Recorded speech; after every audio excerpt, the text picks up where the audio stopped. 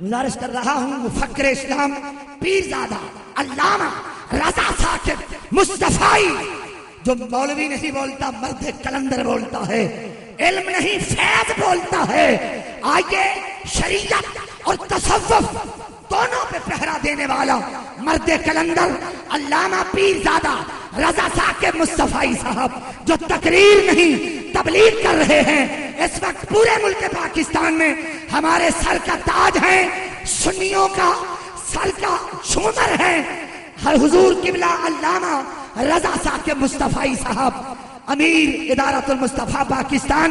الحمدللہ رب العالمین والصلاة والسلام علی سید الانبیاء والمرسلین۔ قال اللہ تعالی وتبارک فی القرآن المجید والفرقان الحمید، بسم اللہ الرحمن الرحیم۔ قل ان کان آباؤکم وابناؤکم واخوانکم وازواجکم وعشیرتکم واموال اقترفتموها وتجارۃ تخشون کسادها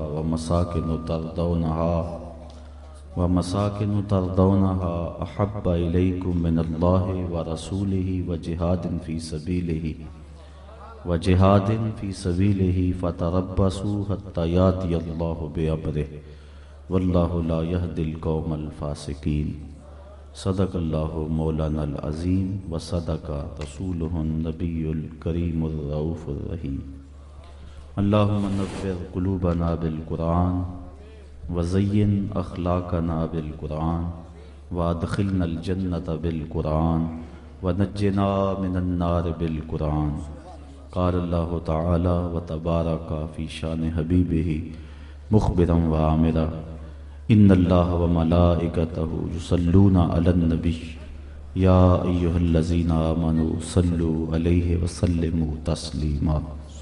الصلاة والسلام علیک یا رسول اللہ وعلی آلک واصحابک یا محبوب رب العالمین۔ الصلاة والسلام علیک یا رسول اللہ وعلی آلک واصحابک یا راحت العاشقین۔ تمام حمد و ثنا، تعریف و توصیف اللہ جل مجدہ الکریم کی ذات پاک کے لیے، جو خالق کائنات بھی ہے اور مالک شش جہات بھی۔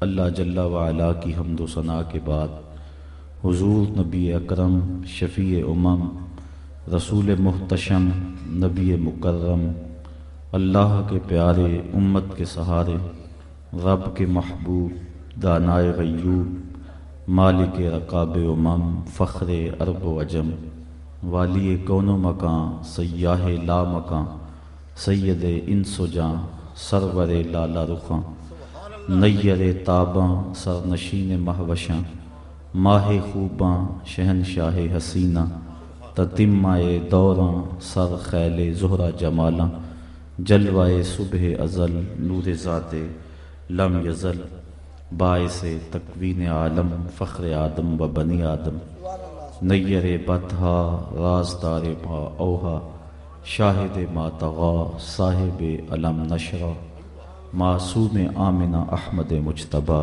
حضرت محمد مصطفیٰ صلی اللہ علیہ وسلم کے حضور ناز میں اپنی عقیدتوں، ارادتوں اور محبتوں کا خراج پیش کرنے کے بعد عزت و وقار کی مسندوں پہ جلوہ گر مہمانان ذی وقار، معزز محترم سامعین، منتظمین محفل، السلام علیکم ورحمۃ اللہ وبرکاتہ۔ آج کی یہ پرنور محفل نور بارگاہ سرور عالم میں اپنی عقیدتوں اور محبتوں کا خراج پیش کرنے کے لیے ہمارے میزبان عالی مرتبت جناب محترم جاوید صاحب سلہریہ کی جانب سے منعقد ہے۔ بارگاہ رب العزت میں دعا ہے کہ آج کی اس بابرکت محفل کا ایک ایک لمحہ قبول فرمائے۔ حضور کا ذکر یقیناً دلوں کے لیے تسکین کا سامان ہے۔ حضرت شیخ مہدی الفاسی مطالع المسرات شرح دلائل الخیرات میں لکھتے ہیں، حضور کا ذکر سن کر جس شخص کے سینے میں ٹھنڈ نہیں پڑتی، اس کے سینے میں دھڑکنے والا دل کسی مومن کا دل ہی نہیں ہے۔ یہ ہو ہی نہیں سکتا کہ حضور کا ذکر ہو اور دلوں کو قرار نہ ملے۔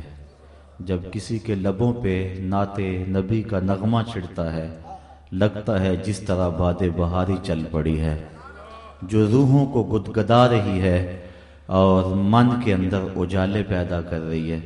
اور انسان جب اپنے اندر کیفیات کے ہجوم کو دیکھتا ہے تو سلطان باہو کے لہجے میں پکار اٹھتا ہے، اندر بوٹی مشک مچایا اتے جان پھلنتے آئی ہو۔ تو یہ حضور کے ذکر کی برکتیں ہیں کہ جہاں حضور کا ذکر ہو وہاں خوشبوئیں پھیل جاتی ہیں۔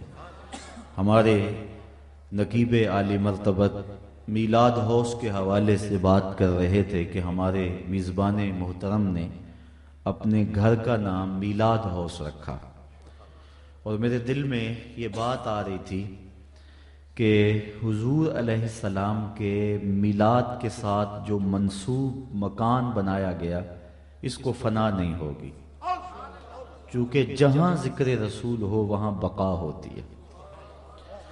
یہ ایک مثال میں آپ کے سامنے رکھوں گا کہ مقام ابراہیم ایک ایسا پتھر ہے جس کے سینے پہ حضرت ابراہیم علیہ السلام کے قدم ثبت ہیں، اور اس کو مصلی بنانے کا کہا گیا۔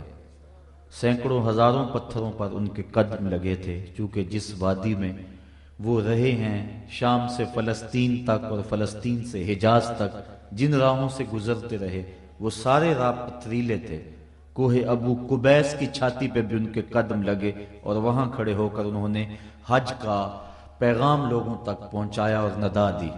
لیکن کسی اور پتھر کو باقی نہیں رکھا گیا، اور صرف مقام ابراہیم کو باقی رکھا گیا، جبکہ کئی اور پتھروں پہ بھی ان کے قدم لگے تھے۔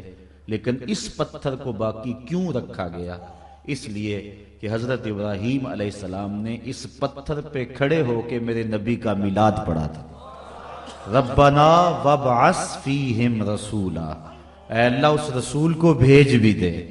تو جس پتھر پہ حضور کا میلاد پڑھا گیا، باقی پتھر مٹ گئے، وہ پتھر آج بھی موجود ہے۔ تو جو گھر جو بستی حضور کے میلاد سے منسوب ہوگی، اللہ تعالیٰ وہاں برکتیں نازل فرما دے گا۔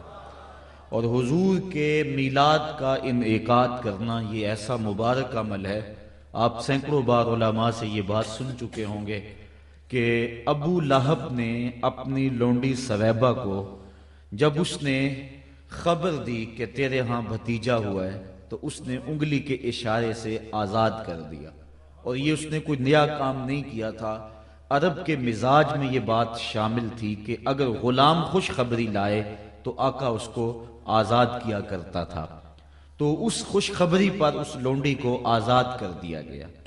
اب جب نور رسالت کی شعائیں گھر گھر پہنچی اور اس کے اجالوں سے کائنات روشن ہو گئی، لیکن ابو لہب کا کلبہ احزاں اس سے محروم رہا۔ کول ہندیاں بھی کئیاں اپنا نہ جانیا، دل والے آکھیا دلدار آ گئے۔ یہ تو اپنے اپنے مقدر کی بات ہے۔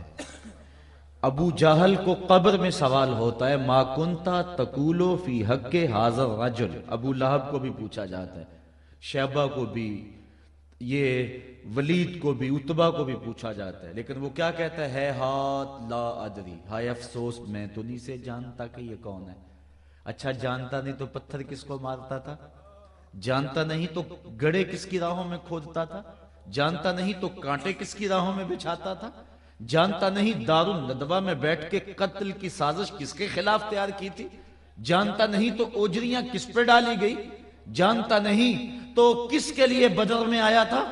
لیکن کہتا ہے ہاتھ لا ادری، ہائے افسوس میں تو نہیں جانتا۔ جس نے ساری زندگی دیکھا، جو مقابلہ کرتا گیا، جو پتھر مارتا رہا، جو گڑے کھودتا رہا، جو مخالفت کے طوفان اٹھاتا رہا، جو انعام رکھتا رہا گرفتاری پر، آج کہتا ہے افسوس میں نہیں جانتا۔